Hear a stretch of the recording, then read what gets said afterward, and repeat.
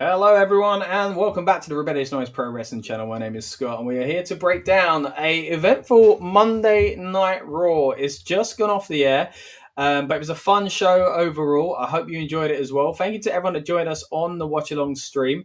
We are now going to break down everything we saw on Monday Night Raw. It was again an eventful show, and it looked like we might get a big surprise there for a moment. We didn't get it tonight, but I think they are going to give us it on SmackDown. Of course, I'm referring to a lot of rumors going around at the moment about AJ Lee. Will we see a return on SmackDown? We'll have to wait and see. But as I say, at the moment, you're watching your instant reaction review for Monday Night Raw. So without further ado, let's get into it. Let's talk about all the big moments and matches that we saw tonight on Monday Night Raw. Again, it came to you live from La Défense Arena, the same place that we had Clash in Paris. And Raw would open up with a segment from the people who ended the show, actually, Bronson Reed and Bron Breakker, because they had come out to interrupt Jey Uso and LA Knight. Now, Jey Uso come out basically talking about how he'd, gone through a lot, and was it a bad decision? No, it wasn't a bad decision because he's a man of integrity and he looks after his family essentially. He comes out and he's interrupted by LA Knight. There's a little bit of back and forth here. Looks like they might be setting up a match at Wrestlepalooza until the tag team of the two Bronze make their way out and basically stir things up again. They end up challenging them to a match. They agree, and that gets set up for the main event, which was a really surprising start to the show because there was something that happened later on in the show, a segment that I think would have made a lot more sense if it was the opener. And again, we'll touch on that a little bit more. We talked about on the watch along, but for me, it was a little bit of a strange start to the show. Next up, we had the Judgment Day versus the Kabuki Warriors. This was advertised before the show came on air. And of course, it was Roxanne Perez and Raquel Rodriguez taking on the team of Asuka and Kairi Sane. This was a pretty fun match. And I think Asuka was strange tonight. You know, they really played into this kind of issue of her kind of being controlling over Io Sky. And it was difficult to pick whether or not this was specifically about Rhea anymore or simply about Asuka being controlling. Every time we saw it, we saw it with a segment later on with Rhea Ripley, but we also saw it other times on the show where she basically called Kairi away, and Kairi looked terrified, you know, similar to what we saw last week. But this had started out basically by Asuka saying, look, we don't need your help out there, Io, even though Kairi was saying, yeah, come out if you like. And it was a little bit of tension there. Still in the ring, though, very much plays into being the good guy. Kabuki Warriors do win by submission when Asuka hits in the Asuka lock on Roxanne Perez. Again, a little bit more through the night where the jealousy comes in more as well. It'll be interesting to see where this goes, whether or not it is going to be a Rhea Ripley feud, because there's also kind of entanglement, if you will, with her in the Women's World Heavyweight or World Championship division, I should say, because they did announce on this show what is going on with the World Championship. And that is Adam Pearce letting us know that Stephanie Vaquer is going to fight for the title, but so is Io Sky. So again, it kind of touches on what we were talking about here already with the Kabuki Warriors and Io, and this kind of jealousy factor as well, because Io was talking about how she doesn't need any help for this. And Kairi saying, well, what happened at SummerSlam? You know, you lost your title. You did need help. So again, a little bit of tension between them there, but they also bring Rhea into the mix by asking her backstage, and this is where Asuka gets face to face once again with Rhea Ripley, and basically Rhea's asked, you know, look, your friend in Io is going after the title. Does that make things a little bit complicated? And she says, yeah, a little bit. You know, we respect each other, but I'm not taking my eyes off the prize, essentially. And again, that leads to a little bit of a back and forth between her and Asuka. Asuka's really, really starting to be a bit of a mean so-and-so, essentially, especially in the backstage segment. So outside and in front of the audience, again, great reception. Speaking of great reception, a match that was announced on the show was Dragon Lee versus Finn Balor in a kind of continuation of what we saw last week when Dragon Lee also faced JD McDonough, also of the Judgment Day, in a fantastic match last week. I actually really enjoyed this one as well. Out of the two, I probably maybe slightly enjoyed last week's one a little bit more, but that's not to say this one wasn't good. A very entertaining match. The fans were so behind Finn Balor, though, and he kind of played up to it. Their arms were flailing all over the air.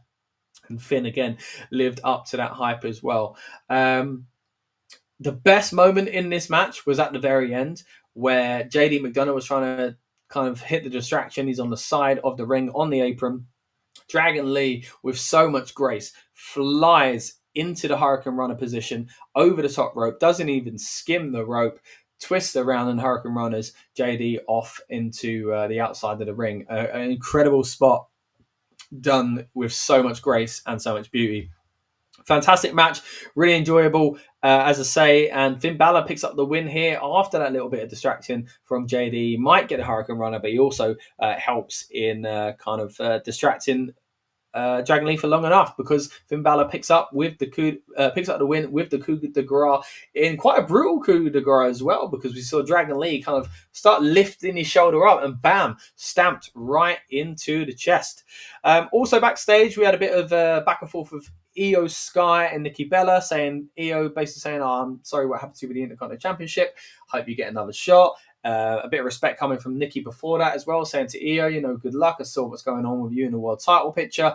And this is another opportunity where we have Asuka basically coming out and sticking her nose in as well. So again, a continued thread through this show. As were the New Day, who basically, much like the past few weeks, had a segment outside of the normal show. And if you don't really know what I'm talking about here, when you're watching internationally live, you can see these kind of bonus things, especially on Monday Night Raw. Sometimes they're things from the commentating team, sometimes they're continuations of matches, sometimes they're just simply entrances, and sometimes it would seem they are promos that are well produced and shot as well. And I don't know if this is going to be uploaded online. If it isn't, that would be really bizarre. But basically, it didn't happen at this point in the show. But later on, after already in this point having a promo in the ring that wasn't on TV, they also later on had a backstage, a kind of funeral home segment where they talked about the death of the tag team division, still mourning the loss of their titles, of course.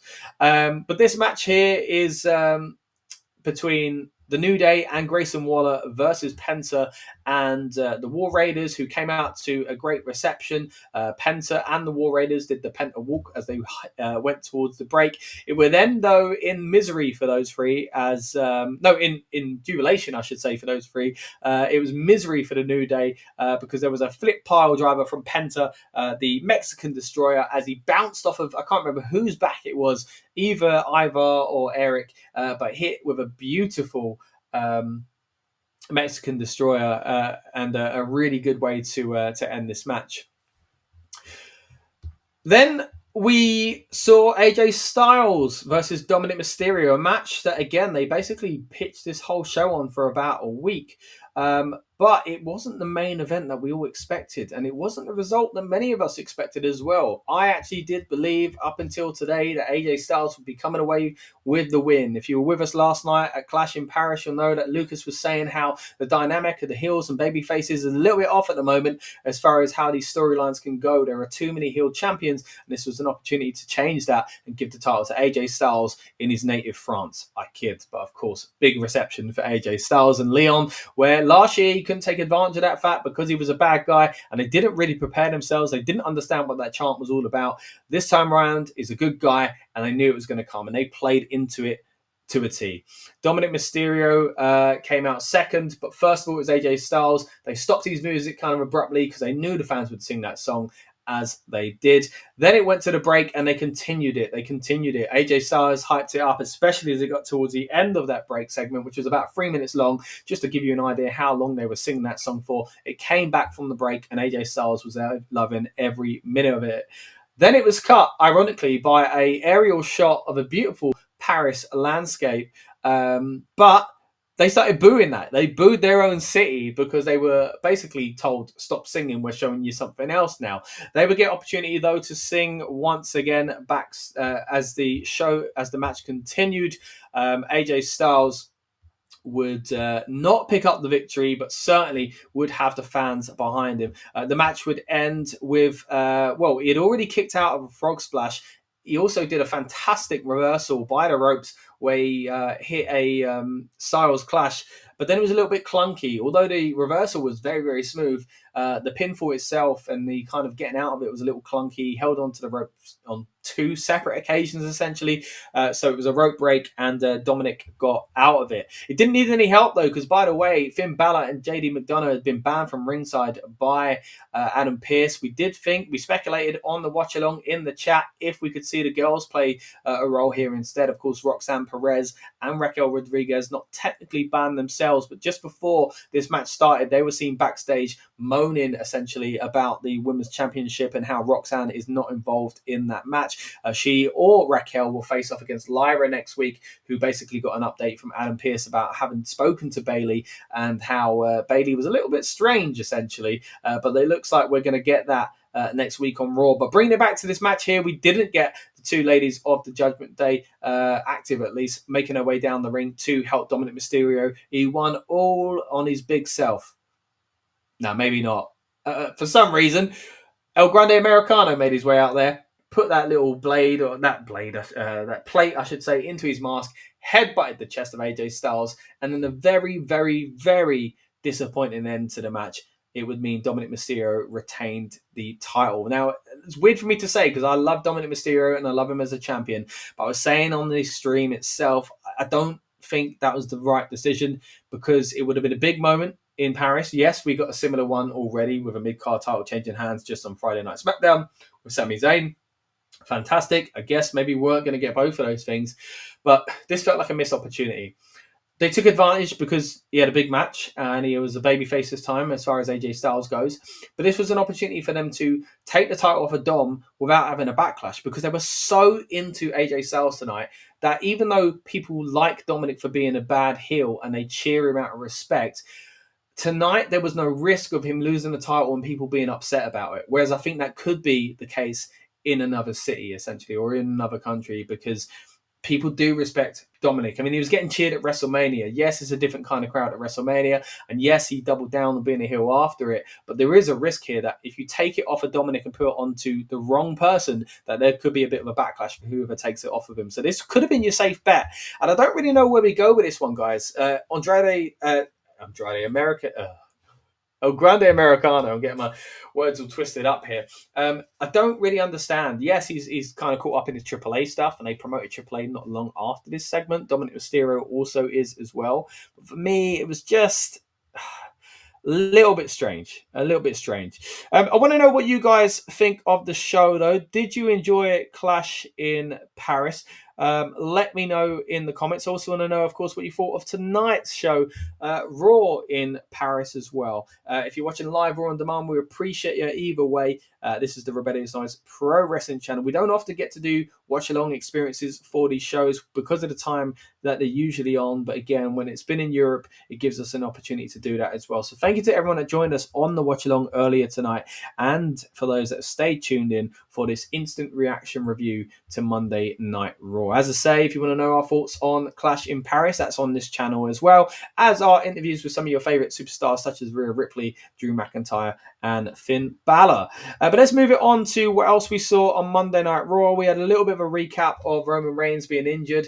We were speculating all night whether or not he'd show up. It seemed unlikely because it seems like he is basically being taken away and out of the storyline for a little bit. And later on, a save was needed, but it didn't come from him. We'll get to what that was all about in just a moment. LA Knight is interviewed backstage, and as Lucas rightly said on the watch along, these interviewers backstage are really starting to stir the pot, right? They were basically saying to LA Knight, look, you and Jay ain't going to get on, are you? Jay went face-to-face to LA Knight, and they basically showed that they would get along throughout this match. There was no kind of real tension between them, even though they played up to it. It wasn't as dirty as we expected. Before that could happen, though, for some strange reason, we got CM Punk making his way to the ring. And I say some strange reason as far as the timing of when this happened. Now, all night we'd seen CM Punk backstage waiting for Seth Rollins. Of course, the big story coming out of Clash last night was that Becky Lynch had come out and helped her husband with a low blow to CM Punk. And I love it. I think it's fantastic. I've been wanting her to align herself with Seth for a while. I think if she's a heel and he's a heel, it makes sense. And she played into that in this promo because although CM Punk called out Seth Rollins to come man to man. Well, it wasn't the man he expected. It was the man, Becky Lynch, who came out, though, to Seth freaking Rollins' music, dressed a little bit like him, and actually did some of his mannerisms as well. It was a funny little moment there for Becky Lynch. And it was a really good promo. I just think it was really weirdly placed on the card. CM Punk kept saying, look, where is he? Bring him out, call him up, all this kind of stuff. And Becky Lynch's argument was, look, you ain't just ruining the life of one person in my family. It's more than that. You've ruined my life. When you left WWE and people were chanting in our matches, it bugged us and all this kind of stuff. She said the same sort of stuff as Seth Rollins said, though. When CM Punk went and kind of took his ball and went home, it was up to Seth Rollins to put the company on his back and carry it. And Becky's saying the same thing here. She did the same thing as the top wrestler in the women's division, as far as she says anyway. So they've really played into them being similar and having similar kind of thoughts about CM Punk and what he's done to the business and done to the WWE and the kind of person he is. And I thought that worked really well. As I say, it's about time these two aligned in storyline. If they're both bad guys, it makes a lot of sense in my opinion. You're going home moaning about your day at work. If you're Seth Rollins, that involves moaning about CM Punk. So she's probably sick of hearing it and thought, you know what, I'm going to end it myself. Hits him with a low blow and starts kind of ridiculing the man tonight as well. Then Seth Rollins' music does hit and he makes the joke. He says, I've been looking for you all night. Of course, alluding to the fact that CM Punk had been waiting at an entrance, but for some reason missed Seth Rollins because he arrived via another entrance, if Adam Pearce is to be believed.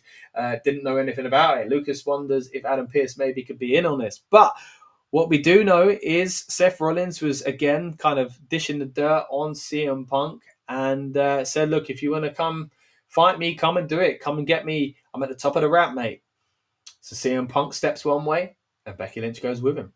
He steps the other and Becky Lynch goes with him. She finally lets him through, but then Seth Rollins walks backstage like the coward he is, and CM Punk looks frustrated. Now, Lucas rightly said, why didn't he just run backstage? You're desperate. You've been looking for him all night. That's the kind of thing that CM Punk would do in another segment, but there was another story to tell here. And that was CM Punk turning around to a very, very cocky Becky Lynch who really laid it on thick. Started slapping him, shoving her head into his chest as if to say, go on, mate, what you going to do? Now, throughout this segment, people have been chanting for AJ Lee, and we've been speculating it all night, whether or not she'd be returning soon, or maybe even returning tonight. I didn't think she'd return on Monday Night Raw in Paris, but I did have a good feeling that they would play into it. And if they did that, it would mean she was coming back. Now, she didn't return tonight, but there are heavy rumors now, surely, surrounding her showing up next week, or later this week, I should say, in Chicago on SmackDown. And that's because when CM Punk went backstage looking furious, with his head down, looking embarrassed but upset, with the wheels in his mind going round and round, figuring out how he can deal with this situation, as Becky Lynch berated him and kind of, stepped up her kind of cockiness once again. He went backstage and said to Adam Pearce, I want Seth Rollins. I want to sort the situation out with Becky Lynch. And Adam Pearce had the great line of, well, you know where he works. He's left, but you can see him next week. Which prompted CM Punk to say, well, where's SmackDown next week? It's in Chicago. Who lives in Chicago? CM Punk. Who's he live with in Chicago? AJ Lee, of course, his wife. So it's looking like AJ Lee might be showing up on SmackDown. Now, how do they do this? Because there's no reason for Seth and Becky to show up on SmackDown. So a lot of people wonder, right, how could AJ Lee show up? Would it be in the Royal Rumble? Would it be a surprise and starting a feud at Evolution? The Raw after WrestleMania to show that she's back in the WWE? Or would it be maybe for a one-and-done tag team match at Wrestlepalooza? That's where I think we're going with this one. I don't think she comes back to make the save for CM Punk, but I think she comes out on SmackDown because CM Punk brings her out and says, you want to play like this? I've got a wife too, who's also a pretty good wrestler herself, and I think we do get a return of AJ Lee on SmackDown. I hope that's the case. I hope I'm not wrong, but surely that's what WWE are playing into now, and it'd be a big, big risk if we get to Chicago and they don't pull it off. They have surely played up to the fans expecting AJ Lee to return here. So, we'll see how it goes. He said he's going to handle it next week, and I do think it's because he's bringing AJ Lee back to the WWE, and I'm all for it. Now, we get a promo video for Rusev talking about his good old-fashioned Donnybrook match with Sheamus, and says, look, I'm moving on now. If any other tough guy wants a piece of me, come after me. So it'll be interesting to see where Rusev goes from here. But again, great match last night at Clash in Paris. Then we also had, finally, the match that got set out at the beginning of the night, the tag team match. And this felt really odd. Because again, it felt like that promo ended a little bit odd. I know if you go back to the watch along, you'll see that Lucas was really, uncomfortable, I guess, with the way that finished, because it felt different to the way they do things. It felt like it would be better suited as the opening segment, and I would agree. I think it should have been the opening segment of Monday Night Raw, and that the segment that set up through, because it was the same formula they've had the past few weeks, so it would have freshened things up as far as that goes. And the big story coming out of last night was Becky Lynch, Seth Rollins, CM Punk. So that, in my opinion, should have been the opener. But I guess they were playing into the whole Seth was not here yet and CM Punk's waiting for him. So what we did get is the tag team match, and we were thinking, well, there's got to be something big to end this, right? Especially with these guys. It seems to end in shenanigans each week. So who makes the save? If the bad guys come out on top, will it be Roman Reigns? Or do the good guys just explode and it leads to a match at Wrestlepalooza, as we started to think it could at the beginning of the show when LA Knight and Jey Uso were going face to face? Well, it would turn out that LA Knight and Jey Uso actually got on quite well in this match, but LA Knight was taken out and Jey Uso was viciously attacked by the two Bronze. Now, this would lead to a save from his brother. Big Jim makes his way down to the ring with a steel chair to chase off Bronson Reed and Bron Breakker, surely setting up a tag team match. Again, you'd like to think at Wrestlepalooza, between one of the greatest tag teams to ever do it and one of the hottest acts in WWE at the moment in the team of the two Bronze from the Vision. So if that's the case, then Wrestlepalooza is looking stacked. And I said it on the Raw watch-along. It makes sense. They're going up against AEW in a head-to-head here for the first time. It's usually NXT shows doing that. This time, no. A WWE PLE is going up against an AEW pay-per-view. And they've already kind of alluded to it being John Cena versus Brock Lesnar, marquee match. They might be bringing back Cody Rhodes in time to face Drew McIntyre. It looks like we could have AJ Lee and CM Punk versus Becky Lynch and Seth Rollins. And it might also be the return match for the Usos. Jimmy and Jay, one of the greatest teams of all time, again against Bronson Reed and Bron Breakker. A fun way to end the show. I still would have liked to have seen this in the middle of the show, maybe, or a little bit earlier. But the order of the show is not what I'm here fully to kind of review, right? It's a part of the flow. It's a part of the enjoyment and the way it comes across. Don't get me wrong. But all in all, I think all of the wrestlers on tonight's show delivered. It was fun. There were a few kind of decisions I'm not too sure about. Like I say, pacing, order of things. The El Grande Americano thing when it comes to Dominic Mysterio retaining felt a little bit off to me. Felt like they missed an opportunity there with AJ Styles and missed an opportunity to get the title off of Dom without creating a headache for themselves. But maybe there's something else waiting in the wings for Dominic Mysterio that's bigger than this, and we'll have to see where we go with that. But that brings us to the end of the Raw, guys, and I really do appreciate you tuning in for this instant reaction review of Monday Night Raw. As I say, it's been a real pleasure to be able to cover the European tour in depth. We don't often get to do this. As I say, I'm from England, which means I have to watch Raw or SmackDown like 12 or 1 a.m., same with the PLEs. And it's not as easy to cover it as in-depth as we'd like to. So with these European tours, it's given us the opportunity to do exactly that. What we'll do, though, is when we get to Wrestlepalooza, we'll hit you with a build-up show, as we always do with our PLEs. That'll be the plan.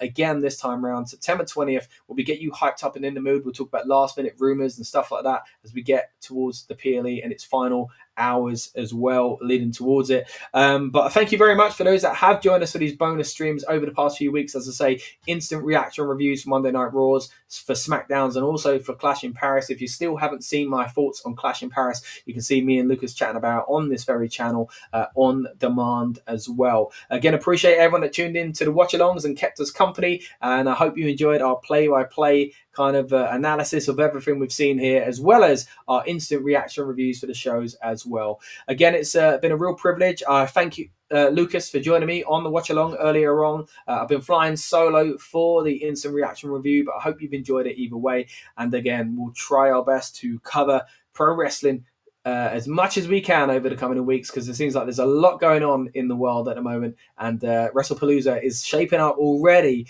even with nothing officially announced beyond the Women's World Title match, to be a very, very strong card indeed. And that's what you would imagine, right? The first ESPN pay-per-view or PLE, and so a new era there, and also going head to head.